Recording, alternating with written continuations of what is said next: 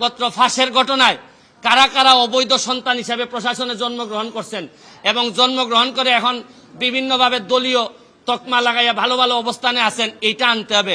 শুনেন, কোটার জন্য আন্দোলন করে ছাত্ররা, সারা বাংলাদেশের মানুষ কোটার জন্য আন্দোলন করতেছে, কিন্তু এরা কি জানে যে সবচেয়ে বড় কোটা তো হচ্ছে গিয়ে চোর কোটা, এই প্রশ্নপত্র ফাঁসের কোটা। এরা ধরেন অন্যান্য কোটা, মুক্তিযোদ্ধা কোটা, এগুলা নিয়ে আন্দোলন করতেছে, এগুলা নিয়ে আমি বলবো না, এটা আলাদা হিসাব।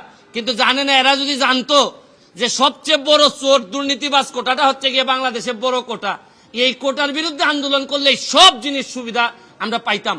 কিন্তু এটা আমি পরে হয়তো আরেকদিন বলবো। তবে এখন আমার বক্তব্য হচ্ছে স্পষ্ট, এদের বিরুদ্ধে কারা কারা প্রশাসনে আছেন তাদেরকে বের করে তাদেরকে আইনের আওতায় নিয়ে আসা হবে, নাইলে এই দায় সারা জীবন বাংলাদেশের বয়ে বেড়াতে হবে।